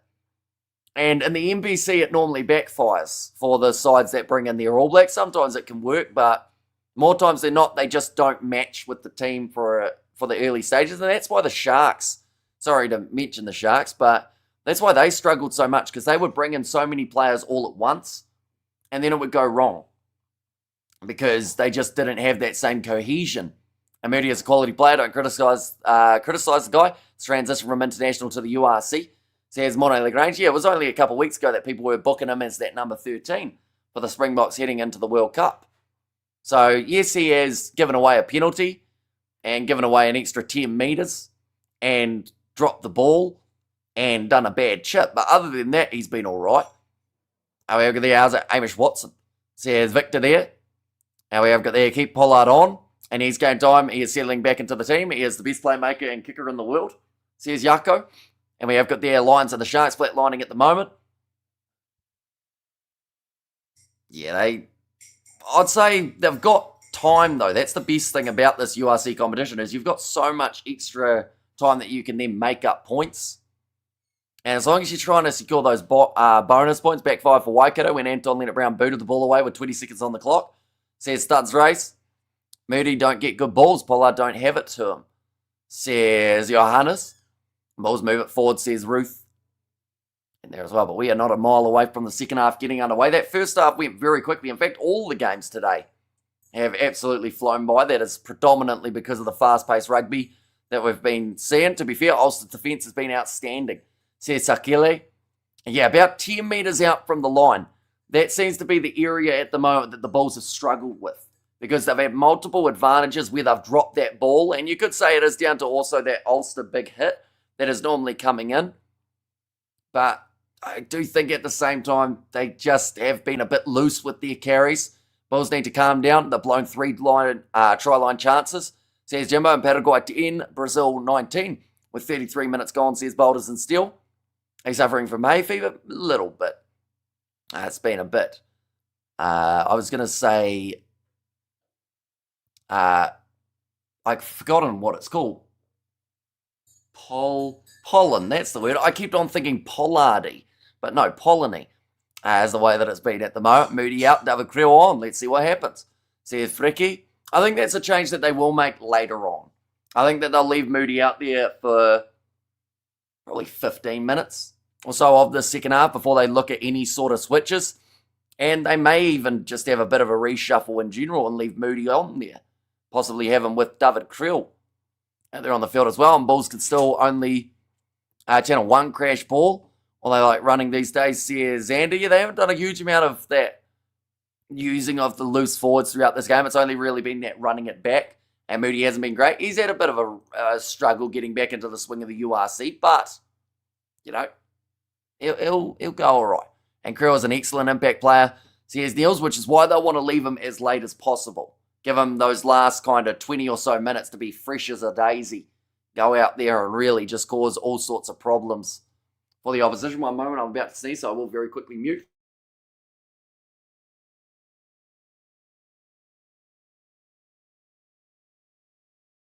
We are good. Hopefully in Pollardy, you're morphing into a South African, says Fleshin, and Bulls will keep players on until 55 minutes, let them play themselves in, and then put on the regulars, says Cited. Yeah, I don't see them making any sort of drastic switches early. Definitely not in this front row department. And like I said, if we see more than 5 scrums in favour of the Bulls throughout the second half, they are winning. The Bulls just need to calm down, keep focused, keep communicating, and just bring the line and pressure when you stop communicating. That is when stuff goes wrong. They all need to back one another, says Yako. And I do think that early injury of Devin Williams probably threw them off a little bit. I see here's almost there. Where it was before the buzz cut, says Morna. Yeah, it's growing back slowly but surely. And I'm in a predicament now. I don't know what to do with it. Whether or not I should go for the longer here again, or whether I go back to short. Maybe the Bulls should bring back Buckius Bota, give him 15 minutes as an impact player. Says Xander, to be fair, they've got a few pretty decent impact players in their own right. They've got Nabakaba, he's been doing quite nicely for the Bulls, whether he's starting or off the bench. They've got Renier Ludwig there as well. Jan Hendrik Vessels, I think, could be a big one. But then the thing is, he's replacing a guy who's already going well in Gerhard Stennekamp. So, you know, it's not the... Like, it doesn't get any easier for this Ulster pack for this match. And hi, Hamish says, JJ, welcome in. And who we're saying was loose just now. Who was saying was loose? I don't think anyone was mentioning the word loose that I know of. But now Ulster making their way back out of the tunnel for this matchup. The Bulls are already on the field, ready to go. for the second half. Wano Augustus maybe didn't quite have that same impact that I expected to see in the first half. What do you think is the difference between Jake White's Bulls versus Ackerman's Bulls? I think it's too early to tell because, it's been a decent start, but we have to see the playoff games. That's the big difference maker, whether or not Ackerman can turn these Bulls players into champions. It's something that Jake White struggled to do. So, if Ackerman can do it, it'll be massive for them. But this one's going to be kicked off. To be fair, having Andre Pollard added into the team probably helps quite a bit, I would think. It's going to be kicked off by Andre. These are the benches for this match. But currently 7-7 between the two sides. Big run forward from Jano Augustus. Decided to run it straight at Jandre Rudolph. That's said, Johan Robelaar, busy start to this game. Any team having more big moments.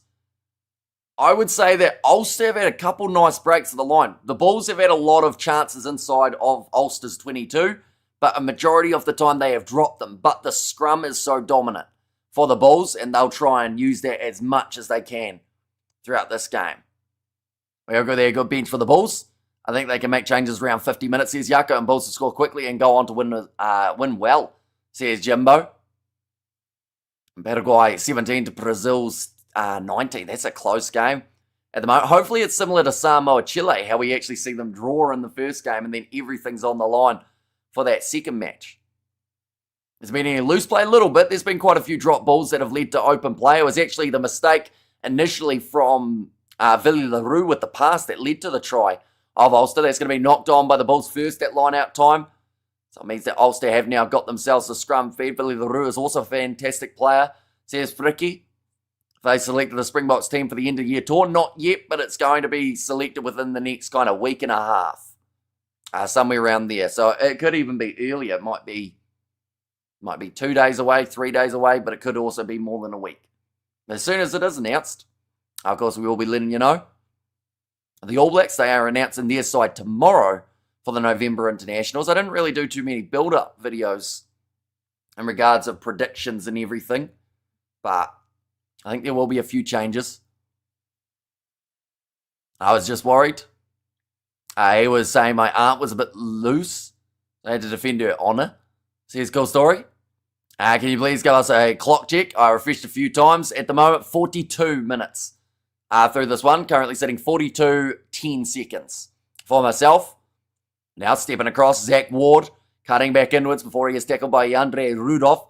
I remember there were no Acker trees in Pretoria. What is Ackerman doing there? Says Johannes. And drop balls and fumbling.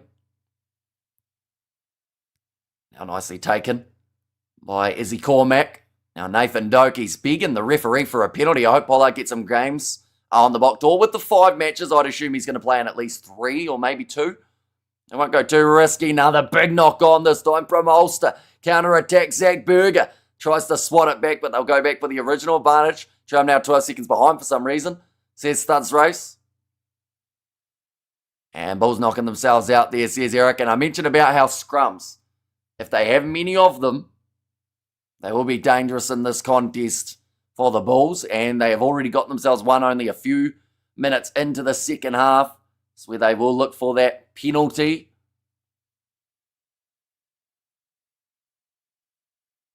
So maybe a bit of an injury here for Ian Henderson. He's dealing with a bit of a problem at the moment, but the big man is back up. The skipper will return to the pack. They'll know that there's a big push coming in now, though. Orasi will not pick Pollard. Why not? I feel like the thing is, he didn't pick Pollard for the last, I think it was 2 games of the Rugby Championship, right? But that does not mean, in fact, you could say the last 3 games. But that doesn't mean that he's not still going to be picking him. It's just more so down to the fact that there was that rotation, trying to give everyone around the same minutes. And, Pollard's still got a bright career ahead of him for the Box. He's not done and dusted by any means. Unless he goes to the Rugby 360 competition. That'd be a plot twist, wouldn't it? I like to hear Zach Berger playing with Pollard. He has not really had game time, says Yako. That's going to be another advantage at scrum time. Going the way of the Bulls. Villy LaRue off to Kane and Moody. Breaking the line. Can't quite get the pass on the outside. And a penalty. They will go right back for the scrum.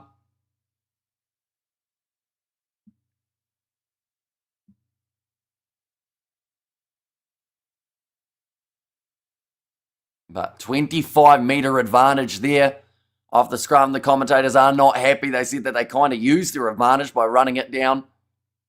Is Rebel 360 going to happen? I think so. And yes, they may not get the players that they were initially after, but they will get players because people will take the money, as they probably should. You know, at the end of the day, rugby career is only so long. So if you can make the money in a shorter period of time, rotation is always good. Just the angle of play had to be different during the Rugby Championship. Rossi reads his opponents well, and Pollard is already going home from the Bulls. After this game, need rest. So here's Johannes. 45 minutes through, and the Bulls have got themselves another line out, about 45 metres out. Well, sorry, about 22 metres out from the line, 45 minutes through. And the match come on the Bulls, says William. Going off to the left-hand side. It's a big jeer coming from the crowd. And we're asking for a penalty of some sort, and Rossi won't. Jetson Pollard on the back of Sasha. Having one good game now, breaking away to the side here. Chance for Ulster around the halfway line. Drawing pass out to Robert Balakoon. Ball on the inside. Zach Ward with the chip and chase. This one bouncing awkwardly. Pollard cleans it up. And he's going to get almost driven into his in-goal area. Billy LaRue is back covering though. And that is a very good kick from Billy LaRue, although it hasn't found touch. Ulster playing against 14 men as one of the Bulls players has stayed down. Inside ball. Gone off to Juano Augustus. And Yandre Rudolph manages to rip it off him. That is nicely done. It's been a brilliant battle between the eights all throughout this game. Little chip in behind. Cleaned up now by Ulster and David McCann. Getting driven towards the sideline. Not quite out. Now Doak. Still the injury there for one of the Bulls players. Going straight through the gap now for Ulster again. Passes off to Nathan Doak. Passed on the inside to Izzy Cormack. Offloads to Henderson. And Kanan Moody makes the last-ditch tackle. Doak wrestled down Kwamedi onto the ball and almost managed to win the turnover. 5 metres out from the line. Ulster, they've got the penalty advantage. This is a yellow card territory now. Ball goes up. Ball goes out. And it's a big blow of the whistle here from the referee. Then it's a yellow card for the Bulls there too. And Pollard mustn't be put in and removed. It's very unsettling for him. So here's Ruth, number 8, Yandre Rudolph. Tell you what, there's one man who will be happy about that, and that is Juano Augustus. Because those two have been going neck and neck all throughout this game. And Rudolph, up till this stage, has been very handy. Out there too, our clutch was Villy there. He was in the perfect place at the right time. It's a shame India isn't so into rugby, otherwise they could do a rugby IPL and pay many millions for a lot of players. They actually did this year. It was called the RPL, the Rugby Premier League. It was rugby sevens. It is actually quite a popular sport in India, rugby. It's played in, I think it was mentioned about 80% of the regions play rugby. But yeah, they did an RPL this year, so they actually did do exactly what you just said. But no one really watched it, unfortunately. It wasn't really well advertised. They're just showing there. Great tackle made by Villy LaRue. I almost said Bry there, didn't I? Rudolph looks like a rugby player from the 80s. He does. He doesn't look like he's from this generation. Looks like Wilson now onto the field. That is for Tom O'Toole.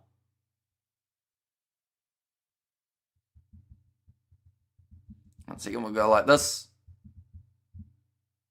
And we'll go like that as well. At the moment, Cardiff and Connacht, they are sitting 7-3 still in their match, and I think it's still half-time for them. Now pick and go. Izzy Cormack just short of the try line here. Another advantage in favour of Ulster. A little bit of a counter-ruck. They're just riding off their feet there, the Bulls. That'll be another penalty going against them. Yeah, Indian comp had money put into it, but the rugby world ignored it. Yeah. And the thing is, like, I was going to cover it, but, they're trying to say that it was a quick tap there, Johan Robler, but I wanted to make sure that I wasn't going to get, like, a copyright strike or anything first. So I reached out to multiple people connected to it, And also, like, the competition themselves, just saying, hey, like, am I able to do this without getting into trouble? They never replied, so we didn't cover it. But the thing is, yes, we wouldn't have got a massive amount of people watching, but we probably, we've got a sevens audience to a certain extent. And there were Fijian players in there, South African players, New Zealanders, so, like, we could have helped a little bit. Not much, of course, because, once again, like, compared to the main, like, broadcasters, but we could have done something to try and get something going. Another knock-on attack. The Bulls lost all momentum and now yellow card under all the pressure. So why does Ulster players not knock? Bulls players have knocked so many times. That is true. Now Jano Augustus just short of the line again. McCluskey has his hand up at the moment. He wants that ball out to the side, but they have decided not to use it as of yet. Augustus slow to get back up to his feet. And he might be ready to go for another pick and go just short of the try line. Joining the breakdown. In fact, no, where is he now? Who's got the ball? It looks like Wanu Augustus is getting a bit of applause from his teammates. He may have been the man that scored it. And we have got the defending like Trojan. You just need one channel to cover something like the RPL, and then everyone will watch it, Hamish. Says Yako there. Yeah, or at least know that it's on as well. Like, it happened during a window where not many people actually knew that it was happening. What do you identify with most about the 80s generation, Hamish? How much better it was without social media. But not all social media. Like, some social media is all right, but it's just some of it's just awful, isn't it? That one's going to go over, and it is going to make the score now 14 points to 7. And also, exactly, Hamish, people like new competition, says Yako. Now, 14 points to 7 after 50 minutes, and still the yellow card here for the Bulls. Another probably 5 or so minutes, but it was Wano Augustus to manage to score that one. They just said first try in Ulster colours for that man. First of many, I would say. The All Blacks will want to make the statement on their European tour. Finally, try time. I was hoping the floodgates would open in the second half. We have got there, Hamish, can you please give me a shout out, please? And that is from I Love the Brizzy Broncos. Well, the Brizzy Broncos got themselves the big win in the NRL, didn't they? All that's kicked off a little bit too deep. In fact, way too deep for the Bulls. Kick dead. They watch that one closely. Bulls have got stuff in their hands. A nice one on the knee part of the ruck. And also we have got there now the Bulls can make all the changes. They need the fresh legs and some new direction from Ackerman. Says Yako there. And yeah, bro. Says I love the Brizzy Broncos. What was your name before you had it as I love the Brizzy Broncos, out of curiosity? Or has it always been that you love the Brizzy Broncos? Nabakaba making his way onto the field. That is for Marco van Staden. I think they were trying to build the audience in India. The potential was huge. There, it could just tap into it a bit like the IPL. Says Fleshin. Why did he kick so deep? Oh, I love Walsh. Well, to be fair, that's probably a decent name too at the moment with what he was able to do in the grand final. And why did he kick so deep? No runners were anything or anywhere near that. Yeah, a bit of a mistake coming from the Bulls. And now it gives Ulster the scrum feed on the halfway line. 51 and a half minutes through. Still plenty of time remaining, and both of these sides will be looking towards chance of a bonus. Point nice inside ball from Ulster, moving it round nicely. Pollard making the tackle on McCluskey. A yellow card is costing us. Says can't believe everything. And Monty Blakely, and thanks Hamish. And they're two now running it. Nick Timoney breaking down the wing, puts the ball to Robert Balakoon, who is tackled by Stravino Jacobs. But all of a sudden, this yellow card, where'd the ball go? It's going to be a knock-on, I believe. You think Andre would be used to 4G and give the Bulls a chance? They had a good run at home. They are settling in. They will be good. Stop giving up, says Yako. I love the Brizzy Broncos and caramel magnums. I haven't had a caramel magnum in ages. And probably about 2 or so months. Which is crazy, I have to say. And well done, Irish Whiskey. Somebody scored, says Roof there. Go like this. Oh, okay, the crowd aren't happy with that one. By the sounds of it, Cardiff versus Connaught are still sitting 7-3 in their match. And we're not used to 4G, we still use 3G. Oh, it will actually be the penalty to Ulster now. They've still got the man advantage, so I think they are going to be kicking for the corner here rather than going for the 3 points. A little bit risky, but they've been reaping some of the rewards of having that man advantage throughout this game already. Yeah, so they've called that actually as a deliberate knockdown from Nicholas Jansi van Rensburg from the other angle. So that he did touch that ball first, now throwing it in. And Henderson, rolling more chance for Ulster. Start getting this ball moving. Another game F up by the ref, says Johan. Now rolling forward, Rob Herring goes over and scores for Ulster. 2 in a row for the home side. So Oswald defence, however, gets on it. That's about it. They haven't seen a Caramel Magnum here. And also, that's good, Hamish. Don't let the cravings beat you. Brandy and Coke with biltong is my weakness. And come on the Bulls, you are playing bad. Says Frecky, but that is a finish and a half from Rob Herring. And what a maul, says Jimbo. Yeah, this is a massive rolling maul drive from the Ulster side. And just spun around. Bulls have always been top 4 or 5 teams. No trophies. Want them to end 7 or 8 on the log. They make a push for the title. And yes, Ulster, says Kyle. Now they are only 1 try away from that bonus point too. Oh my greatness, Bulls letting it slip now, says Xander. And that one's gone over. 21 points to 7. They bullied the Bulls. Says Jimbo. 25 minutes remaining. At the moment, in terms of the odds, the Bulls are $8.50 underdogs now to be able to come back into this game. Now, they have created late chances for themselves before. Nicely done. Wano Augustus. Not over yet, says Kyle.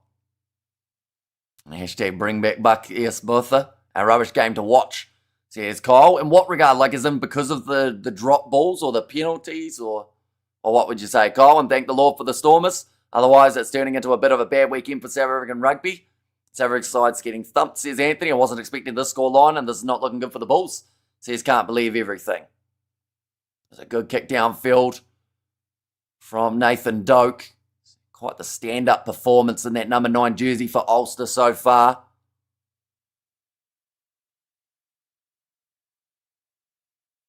That one's going to be kicked almost straight up from Andre Pollard. He won't be too happy with that one, and it goes straight back to Ulster. Jacob Stockdale with the fend breaking through. Harold Foster does well to be able to drag him down. Now Nathan Doak thought he saw a little bit of a gap. I'll try and spin through, making a few extra meters there too.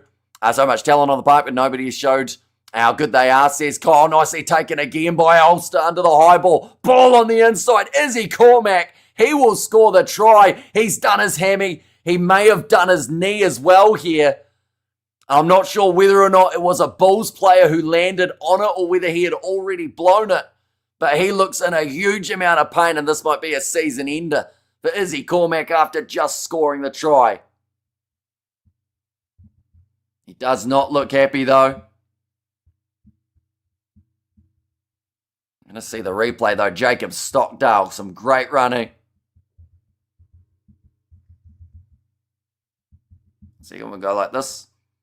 And like that as well. And then Izzy Cormack. I think he buckles his knee. Oh, no, he tries a little. Oh, no, that's so ugly. One of the Bulls players pretty much landed on his leg while he was diving and full on just crushed it. So I don't know whether he's going to continue in this game, but that was a really ugly way of landing. No, keep Pollard on, stop gunning the player. He'll be fine. There is enough time. And try his top shelf, hope he's okay. The kick is taken by Nathan Doak, and he gets it over again. 28 points to 7 now, the score in this match. But Cormack's still struggling.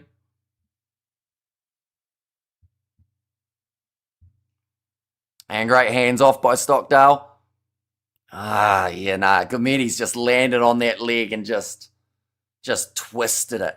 I know he will be a huge loss, says Kyle. He absolutely will be. It looks like he's going to try and put some weight on it. He still doesn't look happy. I think you take him off anyway. You don't risk him. In this scenario, you're up by 21, and the last thing that you want is for him to have a season ender here. He's trying to hop on it, so it looks like he's going to try and continue, but I don't think he should. They've got the option off the bench anyway. Look at that, Cardiff still winning. Cardiff are still up 7 points to 3 in their game. So it's a low-scoring one between those two sides. And Ulster score for a third time in the second half. Yep, they have been on fire. In just this last little 15-minute period, they've scored 3 tries. Ball was out. Doak gets it high again, and that one will go into touch. And Eric Game is gone. They have enough time to get back. Or Game is not gone, sorry, says Yako there. And also, well, here in South Africa, I first came across them in about 2003. They were amazing. I had them with every burger for about 2 years. There's a cool story. Looks like Zach Berger, he has made his way off, and Paul DeVette has made his way on. So Ulster has a bonus already. They certainly do, yes. So they can get 5 points from this game. Oh, it's another knock on. One-handed take attempted there from Nicholas Jansi van Rensburg, and it just goes straight back into the hands of Ulster. Nathan Doak has to dig around for that ball inside. Jano Augustus, taken by Nabakaba. We did also see Marco van Staden go off, I believe, for the HIA. Ulster's new signings are doing well. Oh, it looked like a drop ball from Doak, but the referee does rule it as backwards. Going up for a Balakoon, not able to take it cleanly. Ball bouncing around and back on the side of the Bulls. Now, they are going to say knock on from the Bulls. Okay, Villy LaRue just saying, wasn't me, I didn't knock it on. And also, the Bulls can still score 3 times. They do have it in them. And I says, I love the Brizzy Broncos again. And Jansi van Rensburg also horrible tonight. Yeah, he's had a bit of a rough time. Definitely at line-out time. He hasn't quite been able to get it right. I got a bit of spamming from I love the Brizzy Broncos. I am not sure why, because we were replying to all the comments anyway. The Bulls are being railed here. At least we won our match this weekend. We're sitting comfortably in the number 1 spot, says Ayabonga. And I say, come on, Billy. Light a bloody fire, lad. Sorry, says I love the Brizzy Broncos. Right. Jansi van Rensburg has also been taken off the park. He won't be happy with the way that he went. It logged. Or it lagged, I assume you're saying. In there. We're into the final quarter of the match. Ulster have got themselves another scrum feed. This scoreline can start to get a little bit ugly here if they keep on scoring in quick succession. Jano Augustus also taken off the field for Ulster. He has to score himself the try. His first in Ulster colours. Now Nathan Doak. Oh, that's a knee down, and that's a bender there at scrum time too. Oh, and a bit of push and shove there from the front row, so not too happy. Jan-Hendrik Wessels having a conversation there. One of the Ulster forwards. A little bit of afters there. Cobus Visa. Got the same temper as his brother. That was between Scott Wilson and also Jan-Hendrik Wessels. Now, I played in only 7 points. Who are these guys, and what have they done to my Bulls, says Yanko. One day, I'd say it's a pretty gosh darn hideous score already. As a Chuck Worm, I vote for Ireland number 6 jersey. Yeah, he's so versatile because he can play in that locking jaw as well, just like he has throughout this game, and seems to be able to handle both. We have got there. Will you do any NPC semi-finals? I would like to, but I think one of them at least will overlap with cricket. And it's a tricky one because, I knew that I wasn't going to be able to do, I believe it was at least 2 of the semi-finals, the quarterfinals I wasn't going to be able to cover. It's actually ended up being almost all of them, depending on what happens with Canterbury County's Manukau.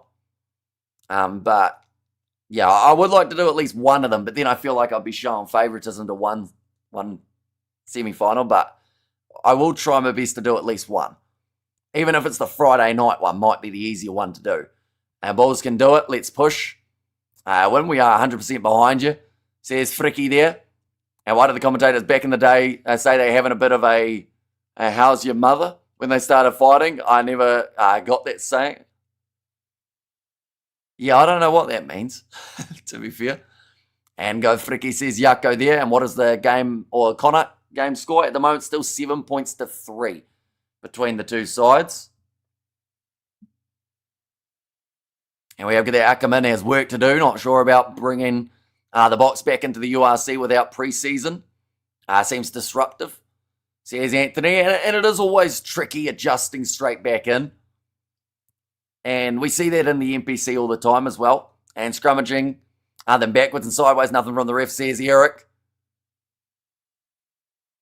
Yeah, a bit of a conversation here with the referee. One of the wingers, I think that is Zach Ward. Pollard says Georgia, he is playing. He's had a average game. I think you'd say, like, it hasn't been his best by far. But we'll go like this. And like that as well. And I'm pretty sure, I'll just check, sinking, yep, still 7-3 at the moment in the score department. If thanks so much, is simply fantastic, still going strong. At least there's no time difference between the Box games in Europe and South Africa, says Yanko. Yeah, it's a lot nicer now in terms of, well, it's always been quite nice for the URC side of things. Not so great for us here in New Zealand with the time zones. You need to bring the Box back due to the needing game time. You will have some hiccups as part of the team growing and getting to know one another. Life goes on. No, Pollard had a bad game, says Friki. And Paraguay 20, Brazil 19 with 48 minutes gone, says Boulders and Steel. So pretty close between those two. It's been a while since I've seen the Bulls team play this badly. Look at the Bulls' body language. It's like they don't want to be there. They have no plan. How's your mother? Is like handbags, deliberately downplaying for comedic effect, says Martin. And also South Africa doesn't seem to have too much depth outside of the top 50 players. But a really great top 50 players, though. I mean, to have, like you said, to have 50 players, though, is more depth than 99% of teams around the world. So I feel like outside of your top 50, it's just because they haven't been developed yet. You know, some sides struggle to have a top 30 at the moment, international rugby-wise. Looks like it's going to be a line out here for Johan Robela. Bonus point already in play at the moment for Ulster. They're going to go to the back. Andre Rudolph not able to take it cleanly, but it is still going to be back on the side. Oh, Andre Pollard running straight at his teammate Kobus Visa. Now sitting 43 metres out from the line.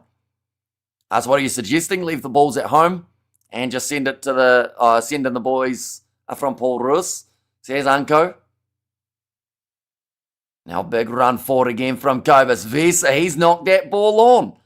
Just seems to be every time they take a collision, they drop the ball at the moment for Ulster. A little offload. Jacob Stockdale, he's knocked it on too. Oh, okay, so we only play advantage for one team, it would seem. And so we'll go back now for the Bulls scrum rather than Ulster's advantage. And Jano Augustus is South African and scored a try against us. Says Albert, he is not the first man to score a try against the South African side as a South African either. Werner Koch, perfect example for Ulster. They're playing on real grass. It is 4G turf. And is the pitch wet? Not massively. Because only one team seems to be fully dropping it consistently, and that is the Bulls in this game. How can they make it 100? Most countries will struggle to have two quality sides compared to South Africa. We can have a combination of three teams depending on the day. What does the knocks mean? Unfit? I don't think it would be because they would knock it on from the first pretty much 5 minutes of the game. So I don't think I'd call it fitness as the problem. It's just something about the chemistry of the team at the moment seems a little bit off, and everyone's just trying to do maybe a little bit too much rather than sticking to the basics. Now, I'll just step there from Kane and Moody. Look for the offload. That looked forward to Paul De Vet, but it's going to be a play on Yandre Rudolph now. Moving forward that little bit more. Paul De Vet going off to Kobus Visa. Plenty of attack and chance. Still plenty of time to get something moving. Off Vili LaRue. Nice quick hands goes to Sebastian de Klerk. We saw him for the first 10 minutes. Outside of that, not a lot of that man. Hasn't rained for a week here. Says Jimbo. Now De Vet goes back across to Nabakaba. Looking for the steal on the break. Down Ballacombe, but he gives away. Oh no, he would have got it clean, but they go back for the initial advantage. I cannot believe they could not get their handling better. Put tape on their hands, says Yako. And also, a bunch of South Africans have been scoring against us, says Yanko. And put Villy at 10, put Pollard on the bench. And well, Hamish, your commentary has been much better than the South African teams this weekend. Says cool. And of course, we are going to be back next week with plenty more. Oh, looks like it's just frozen. No, we're back for Jacob Stockdale being on screen. That was a good move. Once again, cannot finish, says Eric. Let me put in. Currently sitting 5 meters out from the line. And now that's going to be for an advantage against collapsing the maul from Ulster. Might be about to get good now, says Yanko. Well, that's the thing. 2 tries here converted for the Bulls gets them 2 bonus points from this game. Bulls fans blame Jake White. Now who do they blame? Says Eugene. Sitting 5 meters out, still 13 minutes on the clock. Plenty of work to be done, but that does not mean that it isn't possible for the Bulls to get something out of this game. I played in the UK. Have you had bad hands? Either put gloves on or tape on your hands, and then the second thing, concentrate, says Yako. I got the Ulster chant going around the ground, still under penalty advantage. And Avisa no holding on to the ball. Says Roof passed out wide, knock on from Sebastian de Klerk. Oh, okay, they're going to say play on for now, but I think they will have to go back and check that if they do end up scoring here, the Bulls. Def no use if players don't play together. URC coaches have it tough. This is the problem when most players are not playing locally. So here's Anthony, now Andre Pollard, tackle in the middle of the field. Another advantage. No advantage for number 10 being offside, so that is going against, would be Jack Murphy. At least one of the South African teams won this week. Stormers is on a roll. And this ref does not like South African teams. Check his record. Last 2 seasons he blew 18 games involving South African teams. Only one South African team won. The Stormers once. Says Albert, a good defence by Ulster. Says Eric, this one's going to be kicked across field and well covered at the back, so they'll go back for the advantage as well.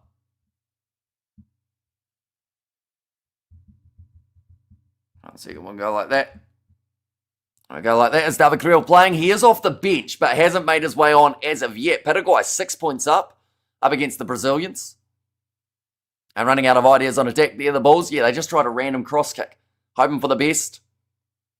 And de Klerk very quiet so far. Yeah, he had his big start to this match, and then from there we've hardly seen him. Now pick and go here from Johan Robela. Just 2 meters short of the try line now. The Bulls need something. And that's close. And did they just knock it on again? It's happening far too often throughout this game. It is just not going well. Stormers are playing against a kindergarten team, says Eric. The Bulls to pick up the game and score twice, says Yako. Yeah, another knock on coming there, Butterfingers, says Sighted.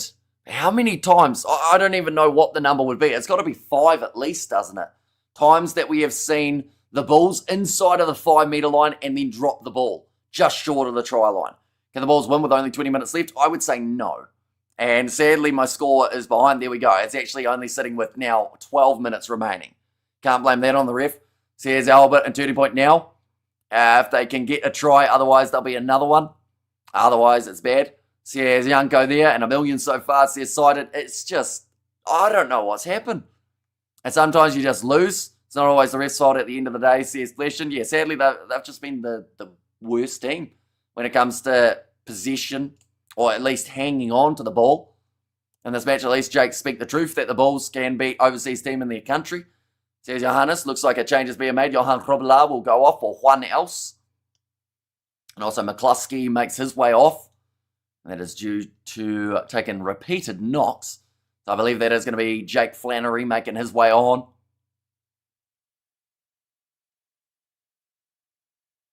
Not a lot of time remaining now in this match. Just under the 12 minutes. The Bulls are apparently allergic to handling today. Look at the Bulls' body language. They were never going to try and win this game, says Albert. And the tricky part is they were considered as favourites heading into this game. And you could argue that they weren't supposed to be in some regards because they are at Ulster's home. Once again, we'll go like this. And I like that as well. Bad day for South African sides. Yeah, it hasn't been too flash for the South Africans. We covered 3 South African matches, and the closest that a side has been is losing by about 25 or something along those lines. So hopefully this one will be that little bit closer. At the moment, the score 7 points to 3 still in that Connacht game. And yeah, it hasn't changed much in recent times, that game either. It's been the trend. Although Ulster have broken that trend for what they've been able to do in the second half. They should put their hands in the pot of honey before the game starts, get some stickiness. Our problem is the ref and the dry grass. Can't play rugby in these conditions. Says Xander. We have got their bad day for South African side. Says Angie wants a knock-on count. It's got to be 15 against the Bulls by now. And it sounds like an exaggeration, but I don't think it is. The extra time off may be benefiting the Ulstermen. Yeah, having the rest last week may have actually been a bit of a substantial boost for this Ulster team. One thing that says to me is the role Rassi plays. It's not just the box squad and their clubs. They're not as great. What's missing is Rassi. Says Yanko there. And look how the forwards just stand there and not even try to disrupt or anything. Says Albert. But now it will be the line out here for Juan Else. 25 metres out from the line. It's going to be overthrown and cleaned up again by Ulster.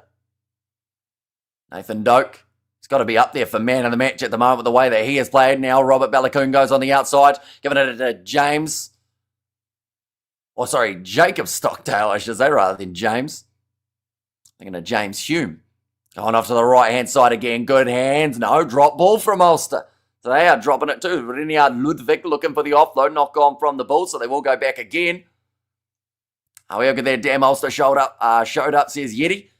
I blindly think they were playing at the Bulls Stadium because of your background, even though it's 22-22 here. Yeah, I did just decide to go with the Bulls background rather than going with the... I couldn't actually find the one that I wanted for Kingspan.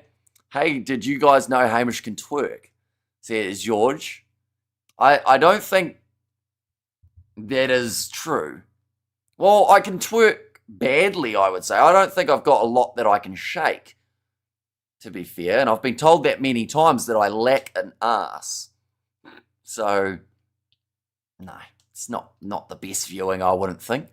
There's some guy named Creel comes on. Says, I don't know, Ackerman needs to just get advice from Jake. How to win away from home, says Dylan. And Creel now on. It's taken a little while to get him out there. But now just the 10 minutes remaining. I think there needs to be some form of the leaders need to lead. Well, the thing is, they've got senior players out there. For the Bulls, they've got Andre Pollard, Willie LaRue. Is it a sign that they're missing someone like a Marcel Kutsia? You know, someone like that in the 4-pack to really try and keep them on the straight and narrow for these type of matches. I know I'm out. Bulls good night, says Fricky. And pathetic performance from the Bulls. Looked undercooked by with the Bulls back. With the box back. Says Kenny. I wouldn't say that any of the Springboks actually stepped up and had a great game here, which is a bit of a concern. Arua Nokia. Having a Nokia would have been massive for them in this one. Now, nice step from Sebastian de Klerk. Moves up to the halfway line. Marcel Kutsia and Nokia. Says Yako. Now, halfway line. De Vet. Back across to the left. Another drop ball, but it has gone backwards. Big Fenn coming in. Another cover to Sebastian de Klerk. Getting more involved in these final moments. Bring back Jake. Says Herman there. De Vet. Oh, loose ball. Picks it up again. Big Fenn from Nabakaba. Just keep on making those early tackles, Ulster. They've actually been very strong defensively throughout this game. Wide cutout pass going to Gumedi. I actually forgot he was on the field. An incoming box disruption to the Bulls' momentum. Says Albert. And yes, sometimes it can hurt you. We've seen it in the NPC. Drop ball from Yandre Rudolph. But it goes backwards. Andre Pollard now to Willie LaRue. Interception pass thrown. Ulster take it offload there. And it's going to become a foot race. Sebastian de Klerk chasing down James Hume with probably about 30 metres still to go to the try line. So showing plenty of pace there. Another offload coming from Ulster. I think they need to take this on the chin and build from there and really push hard in training for the next 2 games, says Yako. Off to the left-hand side again. Chance here, another step for Jacob Stockdale. And Fricky going to regret it when he wakes up in the morning. 28 points to 29. Always a great sign when a player contributes so much that you actually forget he's even playing. Says Yanko, and that is a penalty now. Won by Rudolph.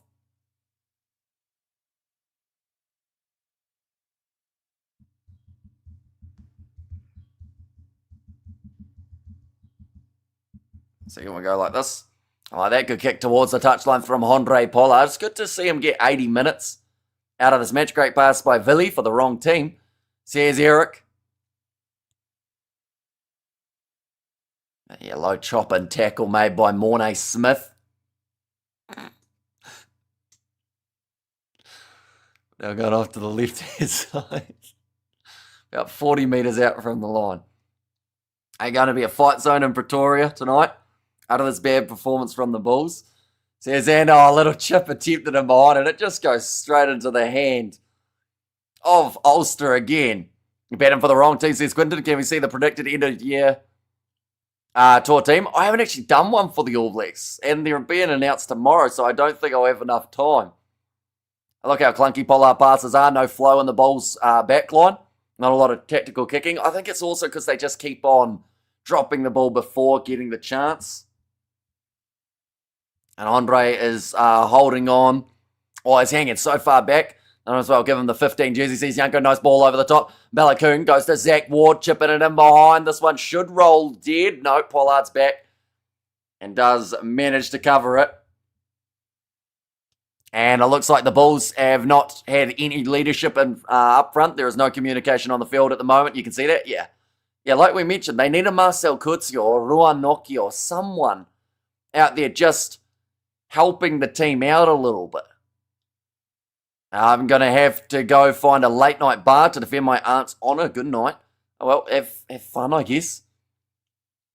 And Andre is hanging. Oh, no, I read that one. And Storm is knocking 35-0. So they play our local the Apple car enters.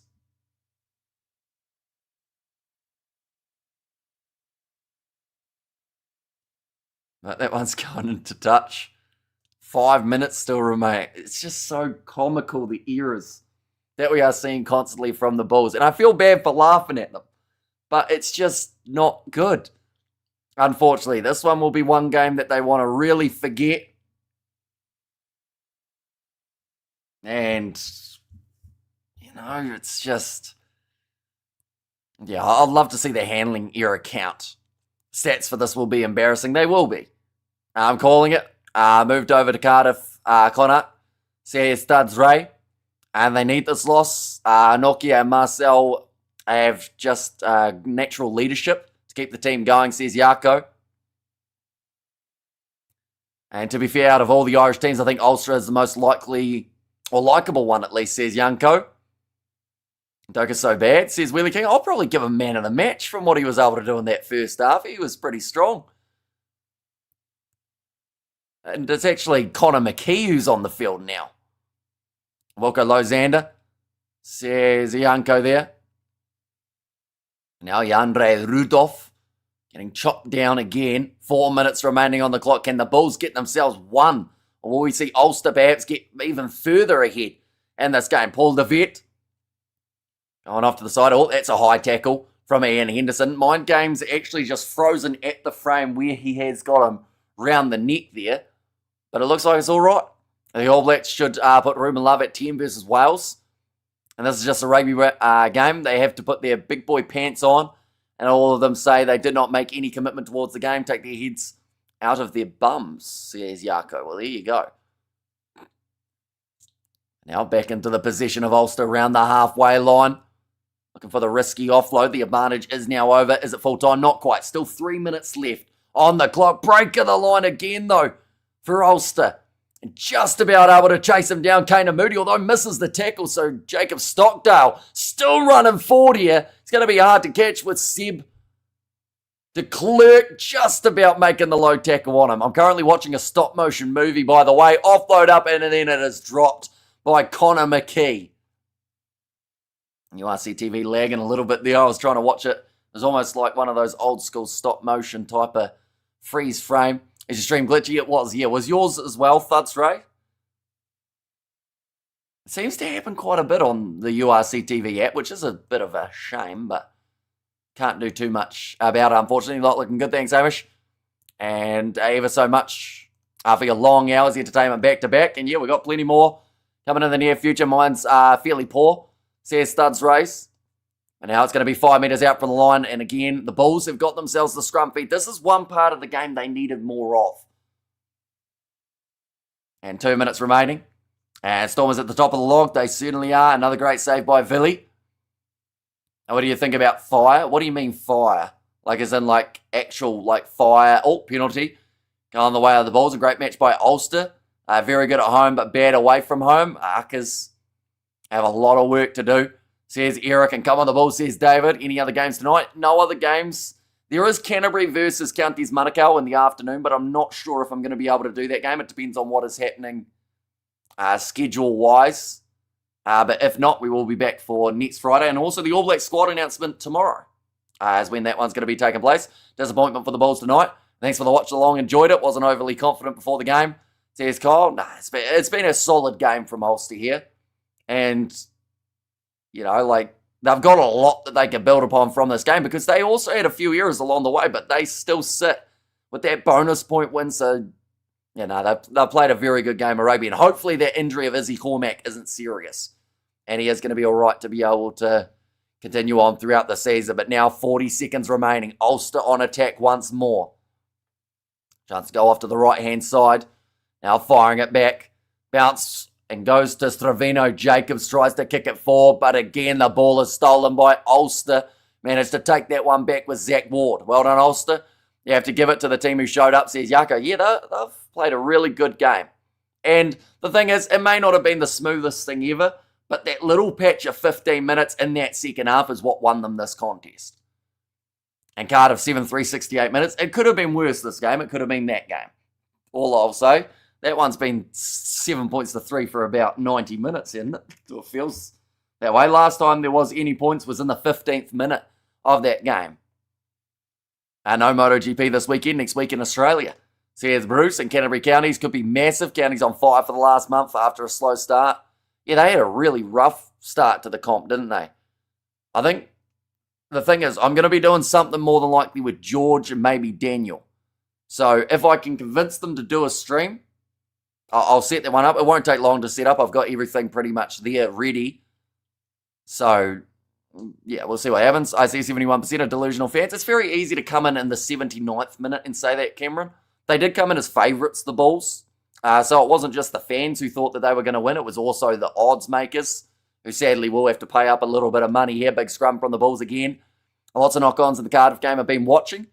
Did you guys have the Fire Stick TV in New Zealand, Hamish? Like the one in the UK? I don't think so. Not that I know of anyway. It could be, but I'm not too sure. Is George a cross-dresser? No. When have you ever seen George wear anything but his normal clothes? Streaming NPC today or next week's semis? I'm hoping to do next week's semis. Today's one, it will be intriguing. I want to be able to do it, but there may be an overlap with something happening outside of streams. Bookies are scammers too. But to be fair, anyone who backed Ulster had a good day, you know. A penalty going the way of the Bulls after that scrum did go up. My URC TV is frozen again. It's happened quite a bit throughout this matchup, but we've almost managed to get through it without too many extra problems. Our scrum's great, but that is all. Yeah, it's the part of the game that the Bulls needed to be able to go to, I said, between 5 and 10 times throughout this half if they wanted to win this game. And they just haven't been able to. You know, it's a bit of a brutal one. Because when you can be so dominant at set piece. Oh. Okay, I'm not sure what just happened there. Because what has happened there? It's freezing badly for me at the moment. So I think there might have been. I don't think Ulster got a try there. No, it's just the end of the game. 28 points to 7. That is annoying that we didn't get to see the final moment. It looked like they were about to win it.